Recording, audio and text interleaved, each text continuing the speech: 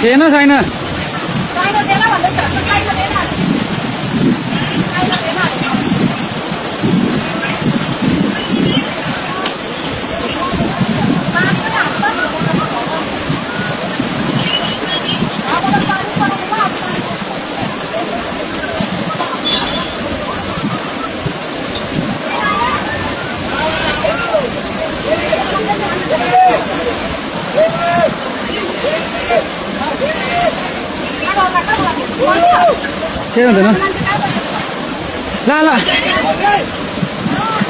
মহিলাদের সুরক্ষার কথা মাথায় রেখে 11 বছর বয়সে হিউম্যান ম্যানেজমেন্ট রেস্কিউ সিস্টেম বানিয়ে তাক লাগাল লাভপুরের অনুরাগ মজুমদার।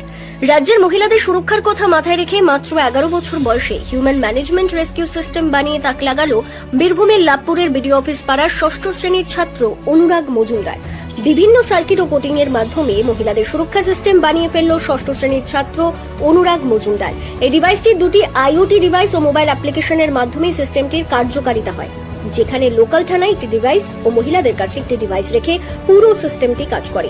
মহিলারা কোনো সময় নিরাপত্তাহীনতা বোধ করলে সেই সময় আরএল ডিভাইসের সুইচ টিপে দিলেই লোকেশন সহ লোকাল থানায় সেই নোটিফিকেশন পৌঁছে যাবে, আর তাতেই পুলিশ জানতে পারবে কোন মহিলা কোথায় অসুরক্ষিত রয়েছে। তারপর পুলিশ গিয়ে সেই মহিলাকে উদ্ধার করবে।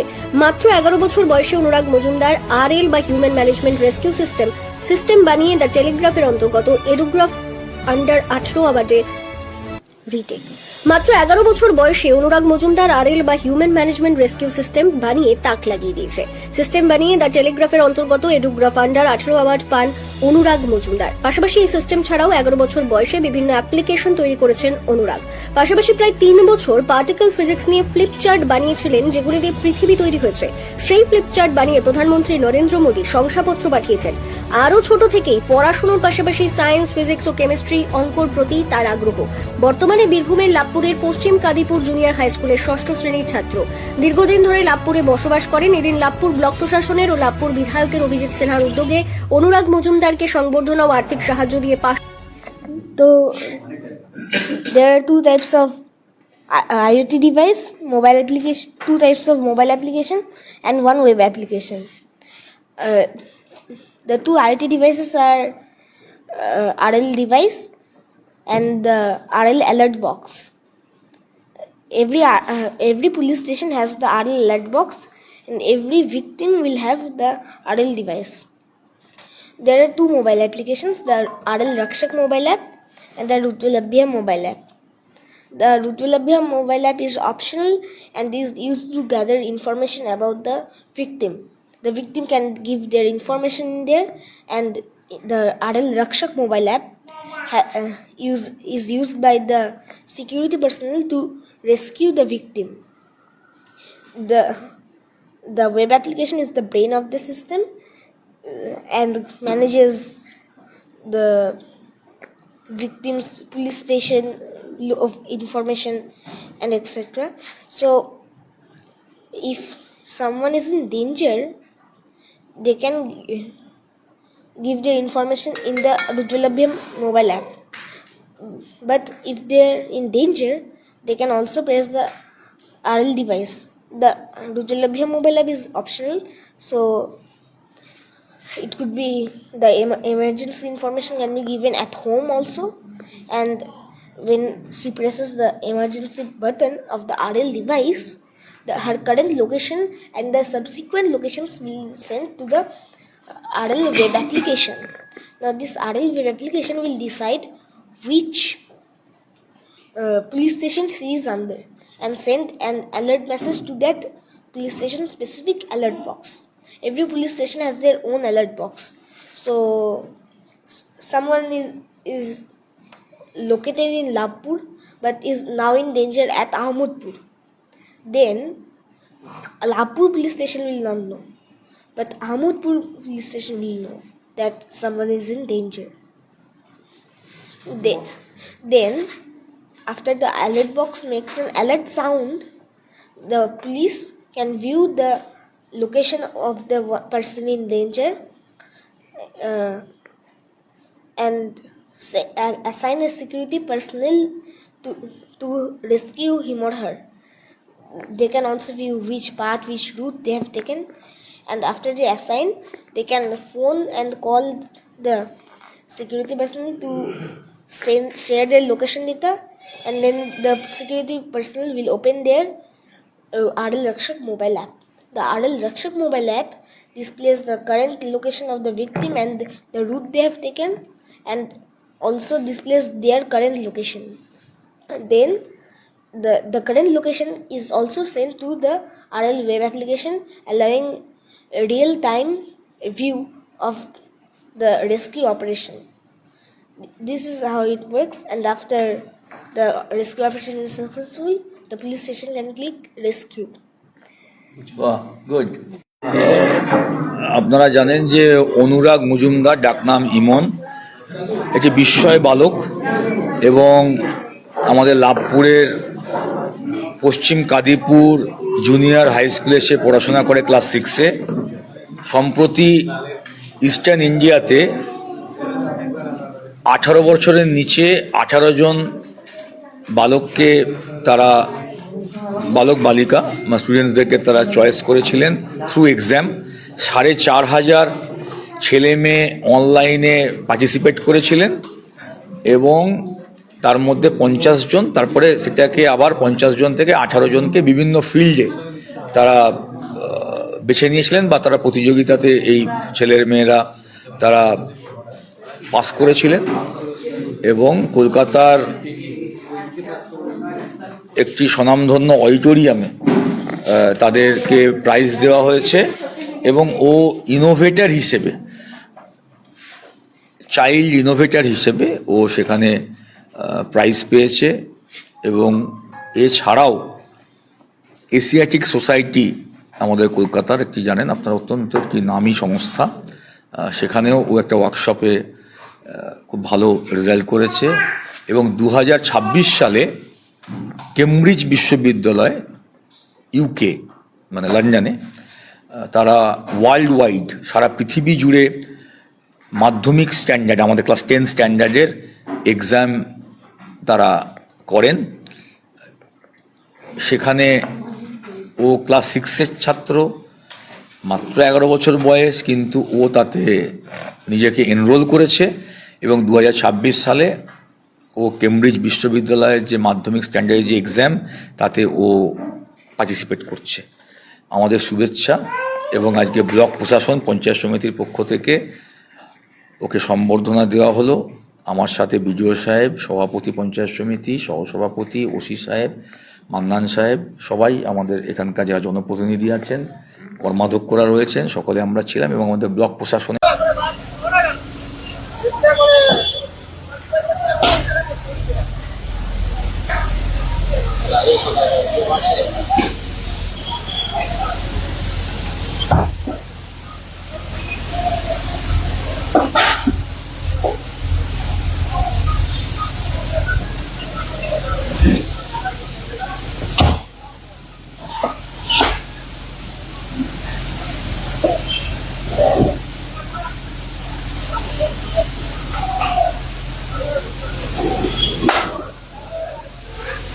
দরজার টায়ারগুলো বাস করছে।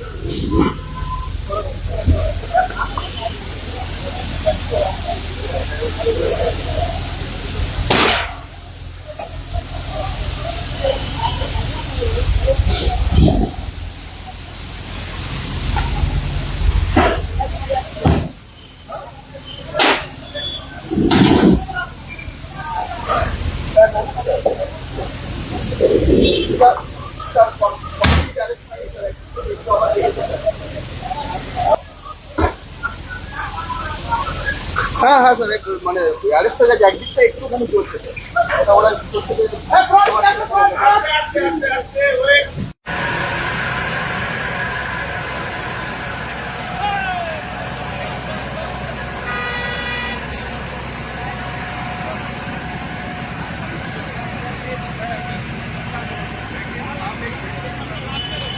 সরো সরো সরো সরো।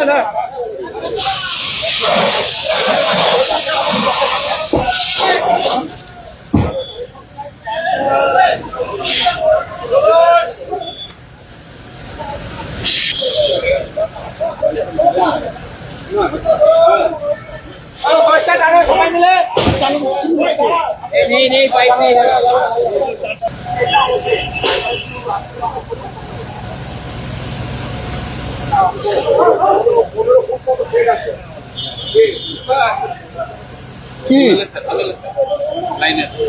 স্যার নমস্কার স্যার ও সেরকম কন্ট্রোলে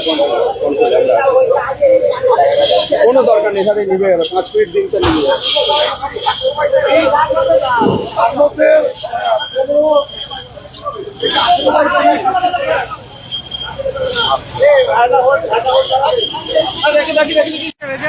ভিতরেই ছিল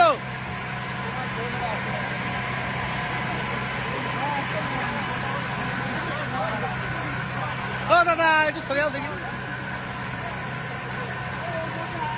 যাও একটা শর্ট ডান্স নিচে ওটা মারো না অসুবিধা হবে না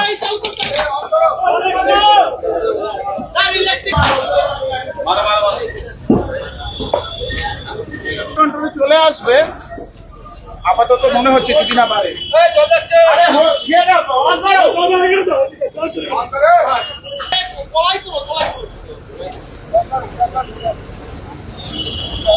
কি করছে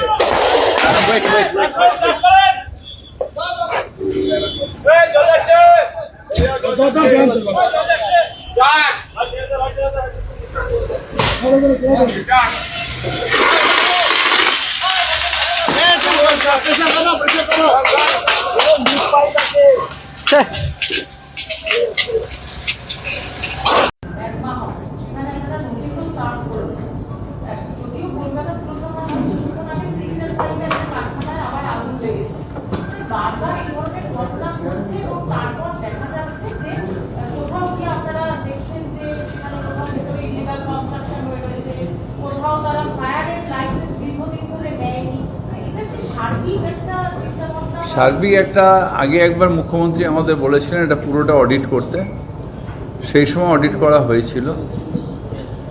এখন ব্যাপারটা হচ্ছে যে কিছুটা মানুষেরও শুধু পুলিশিং করে প্রেশার দিয়ে, আমরা তো গণতান্ত্রিক দেশে বাস করি, সিটিজেন্স রেসপন্সিবিলিটি বলে একটা জিনিস আছে। আমি আমার ব্যবসার জন্য যা ইচ্ছে করব আর আমার সমাজের প্রতি কোনো রেসপন্সিবিলিটি থাকবে না, এটা তো হতে পারে না। তা এই দায়িত্বটা কিন্তু সবার, শুধু যে বিল্ডিং স্যাংশন করলো তার, বা যখন অন্যায় হলে এত বড় ঘটনা হয়ে গেল তারপর নজরে আসে। অ্যাকচুয়ালি আমাদেরও তো সব ডিপার্টমেন্টেরই কথা বলছি, আমাদের তো একটা স্টাফের একটা সঞ্চালন আছে, অল স্টাফ। আমরা তো প্রত্যেক মানুষের পেছনে একজন করে পুলিশ বা একজন করে কর্পোরেশনের লোক দিতে পারবো না, আমাদেরও তো একটা লিমিটেশন আছে। সেখানে মানুষ তাদের নিজেদের দেখা যাচ্ছে যে নিচ্ছে না, তাতে কি হচ্ছে যে সাধারণ আবার অনেক মানুষ, তার জন্যে অনেক মানুষ দায়ী হয়ে যাচ্ছে। আমরা আজকেই একটা নোটিফিকেশন বার করে দিয়েছি যে ছাদ মানে কমন এরিয়া, ছাদে কেউ বিক্রিও করতে পারবে না। ছাদ কমন এরিয়া হিসেবেই গণ্য হবে, প্ল্যানের মধ্যেও গণ্য হবে কমন এলাকা হিসেবে। এটা যেরকম সিঁড়ি কেউ বিক্রি করতে পারে না,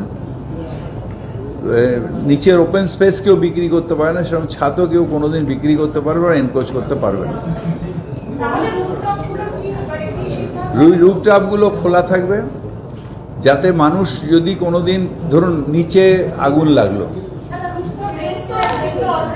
সেগুলো খুলে ফেলতে হবে, সেগুলোকে খুলে ফেলতে হবে। না, সিদ্ধান্ত হয় না, রুফটপ হবে সেটা দেখা যাবে। আমাদের এত এক্ষুনি তো কোনো সমস্যা আসেনি যে করব, কিন্তু ছাদ সবার অকুপাই করা, ছাদ হচ্ছে সবার। তার মানে ছাদে যদি একটা ধরুন বিপদ হলো, সেদিন যেরকম ওই 15টা লোকও মারা যেত যদি না ছাদে উঠে যেত। পেছনের সিঁড়িটার মধ্যে গোডাউন করে দিয়েছিল, তাই ওখান থেকে মানে ওরা বেরোতে পারেনি, বা সেখানে বেরোনোর কোনো জায়গাই নেই, এমার্জেন্সি গেটটা বন্ধ করে দিয়েছিল। যেটা স্টিফেন কোর্টে হয়েছিল, সিঁড়ি ছিল ছাদের, কিন্তু ছাদের এটা বন্ধ, চাবি বন্ধ ছিল, সেখানে বেশিরভাগই বডি ও ছাদ পর্যন্ত চলে গেছিল। আগুনের গ্রাসটা আসার পর আমিও তখন গেছিলাম, আমি তখন অপোজিশনের এমএলএ ছিলাম। সবগুলো কিন্তু ওই কোলাপসাল গেটের সামনে গিয়ে সব মারা গেছিল।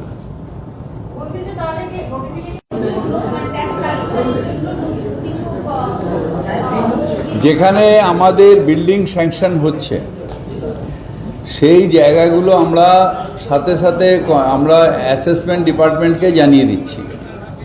অ্যাসেসমেন্ট ডিপার্টমেন্ট ওই বিল্ডিংয়ে যে স্যাংশন নিয়েছে, মানে সেটা প্রমোটার হোক, বিল্ডিংয়ের মালিক নিজে হোক, তার নামে ওই বেসিসে আমরা ফ্ল্যাটগুলোর সব অ্যাসেসমেন্ট করে দেবো।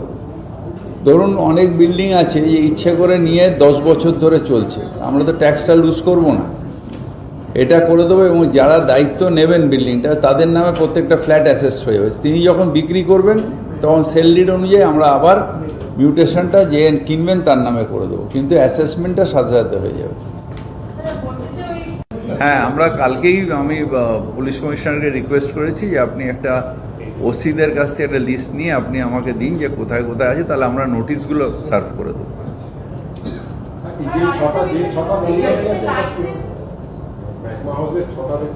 না না, ওগুলো তো বন্ধ হয়েছে অন্য কারণে। ওগুলো বন্ধ হয়েছে যে পাবলিক প্লেসের মধ্যে গ্যাসের অ্যারেঞ্জমেন্ট করেছিল, ওগুলো রুফটপের জন্য বন্ধ হয়নি। পাবলিক প্লেসে গ্যাস, মানে ওদের গ্যাস সিলিন্ডারগুলো পাবলিক প্লেসে রেখেছিল, ওইখান থেকে ওই নিয়ে গিয়ে ওরা ওই ওপরের রেস্টুরেন্টগুলো চালাতো। তার মানে ওখানে যদি কোনো একটা আগুন লাগে তাহলে ওই পুরো পাবলিক প্লেসটা পুরো আগুনে ইয়ে হয়ে যাবে। আর ওই গাড়িগুলো থাকে সব শুধু জ্বলে, ওখানে একটা ভয়ঙ্কর হবে। ওটা ওটা ওটা ওরা অল্টারনেটিভ প্লেস খুলে নিলেই চালু করে দেবে। बीजेपी करने के लिए और बीजेपी को सपोर्ट करने के लिए 57 लोग को मौत का घात उतार दिया तृणमूल कांग्रेस का जिहादी ने। पुलिस ने पूरा साइलेंट था। ममता बनर्जी का इशारा में पूरा प्रदेश में 1 लाख हिंदू घर छोड़ने के लिए मजबूर हुआ। 10,000 से ज्यादा घर और दुकान तोड़ा गया, लूट किया गया, आग लगाया। इतना बड़ा organise crime, state sponsored terrorism स्वतंत्रता का बाद कहां भी नहीं हुआ जब बंगाल में हुआ था। आज ये नंदीग्राम में धरती से मैं नंदीग्राम का जनता गंधवता का आशीर्वाद से ममता को हराया 1956 वोट में। आज 4 साल पूरा हुआ। हम लोग, मैं एमएलए का जो हमारा काम करने का जो हिसाब किताब मैं जनता का सामने रख दिया, और जो मुझे वोट देने के लिए, कमल छाप में वोट देने के लिए जिसको मत का सामना करना पड़ा वो देवव्रत माइती और पूरा बीजेपी कार्यकर्ता को याद करते हुए एक साइलेंट मार्च हम लोग शुरू किया नेताजी मूर्ति से यहाँ गांधी जी का मूर्ति में हम लोग खत्म। दादा, बांग्लादेशी जनरल, मेजर जनरल ने बोला कि पाकिस्तान को इंडिया हमला करेगा तो हमने 7 सिस्टर ले लेंगे। बांग्लादेशी मेजर जनरल ने बोल रहा है, चेतावनी दिया कि इंडिया पाकिस्तान के ऊपर अटैक करेगा तो हमने 7 सिस्टर को हमने काट कर लेंगे। तो सब बात छोड़िए, उसका क्या ताकत है पता है। हम लोग का आर्मी सबका हराने के लिए सक्षम है। मोदी जी के ऊपर भरोसा रखिए, मोदी है तो मुमकिन है। এই মুহূর্তের সবথেকে বড় খবর, জয়প্রকাশ মণ্ডল এবং সুকুমার মণ্ডল বিপুল পরিমাণে আগ্নেয়াস্ত্র সহ গ্রেপ্তার জলঙ্গিতে। আগ্নেয়াস্ত্র দেখা যাচ্ছে চীনা লোগো জলঙ্গিতে 2 ব্যক্তি গ্রেপ্তার, বিপুল পরিমাণে আগ্নেয়াস্ত্র উদ্ধার। সূত্রের খবর, গোপন সূত্রের খবরের ভিত্তিতে আজ জলঙ্গি থানার পুলিশ জলঙ্গি থানার অন্তর্গত সাহেবরামপুরে অভিযান চালায়। তখনই 2 ব্যক্তিকে উদ্ধার করে। ধৃত ওই ব্যক্তির নাম জয়প্রকাশ মণ্ডল, সুকুমার মণ্ডল। তাদের বাড়ি মালদা জেলার বৈষ্ণবনগর এলাকায়। তবে কি কারণে মালদা থেকে মুর্শিদাবাদের সীমান্তবর্তী এলাকায় আগ্নেয়াস্ত্র নিয়ে ঘোরাফেরা করছিল তার তদন্ত শুরু করেছে জলঙ্গি থানার পুলিশ, এবং এই কাণ্ডের সঙ্গে আর কেউ জড়িত আছে কিনা তার তদন্ত শুরু করেছে জলঙ্গি থানার পুলিশ। তবে আজ তাদের 7 দিনের পুলিশ হেফাজত জানিয়ে তাদের আদালতে পাঠানো হয়েছে। মাধ্যম থেকে একটা খবর পেয়েছে, তার খবর পেয়ে থানার টিম, আমাদের যে ওসি আছে, পিসি অফিসার আছে, ওরা গিয়ে একটা রেড করেছে। রেডের মাধ্যম থেকে আমরা 2টা আসামি ধরেছে। আসামির নাম হচ্ছে জয়প্রকাশ মণ্ডল আর সুরজ মণ্ডল। ওর কাছ থেকে আমরা 4টা আর্মস পেয়েছে, 7mm পিস্তল যেটাকে আমরা বলি। তার সঙ্গে আমরা 8টা এমটি ম্যাগাজিন পেয়েছে আর 30টা 30 লাইভ অ্যামিনিশনস পেয়েছে। এটা রিকভারি করার পরে, প্রপার সিজ করার পরে আমরা একটা কেস রেজিস্টার করেছে Jahangir case number 223/25 dated 2/5/2025 under section 25(1)A/27/35 arms act. এখন আমরা এই আসামিকে যাদের বাড়ি হচ্ছে বৈষ্ণবনগর পিএস মালদা, এদেরকে আমরা পিসিএমে নেব। পুলিশ কাস্টডি নেওয়ার পরে একে ইন্টারোগেশন করার পরে এরা আর্মস কোথা থেকে উৎপত্তি হয়েছে ও কোথায় এখানে যাচ্ছিল এটা ব্যাপারে আমরা ডিটেলভাবে তদন্ত করে দেখব। কি মনে করছেন কি বাংলাদেশি পাচার করার উদ্দেশ্যে কি রওনা দিয়েছিল? এটা খুবই ভাবে সম্ভব আছে। এখন যেরকম সমস্যা বাংলাদেশে চলছে এরকম সম্ভব আছে কি এরকম ব্যাপার হতে পারে, কিন্তু এটাকে ব্যাপারে ডিটেল আমরা তখনই বলতে পারবো যখন আমরা তদন্তের মাধ্যম থেকে কিছু পাবো। কতদিনের পিসি নেবেন? আমরা এখন 7 দিনের পিসি জন্য অ্যাপ্লাই করছি। যদি আমাদের মনে হবে আর পিসি দরকার আছে আমরা পরে আবার অ্যাপ্লাই করবো। আচ্ছা, এই আর্মসগুলো কোথায় পাওয়া গিয়েছে, মানে ধরা হয়েছে কোন এলাকায়? এটা ধরা হয়েছে সাহেবনগর, সাহেবরামপুর যে আমাদের এরিয়া আছে জাহাঙ্গীর পিএসে, ওখানে আমাদের এই আর্মস ধরা হয়েছে। কিভাবে নিয়ে আসছিল এরা কোথায় নিয়ে আসছিল? একটা নাইলন ব্যাগ মে করে নিয়ে আসছিল। ওদেরকে তখন আমরা ইন্টারসেপ্ট করে ডিটেইন করে তারপরে ওদের কাছ থেকে নিয়েছি। আচ্ছা, এদেরকে কি আরো কারা জড়িয়ে আছে কিনা বা নাশকতার কোনো চাল বানাচ্ছে কিনা? নিজেদেরকে আমি নিজে তদন্ত করবো, এটাকে নিয়ে আমার থানা তদন্ত করবে, আর এটাকে নিয়ে আমরা পুরো ডিটেলভাবে গিয়ে যদি এর পেছনে কোনো র্যাকেট আছে, কোনো অর্গানাইজ গ্যাং আছে, আর আমরা ওই হিসাবে ওদের বিরুদ্ধে অ্যাকশন নিয়ে ওদেরকে গ্যাংকে পূর্ণভাবে সমাপ্ত করার চেষ্টা করবো। থ্যাংক ইউ, ধন্যবাদ।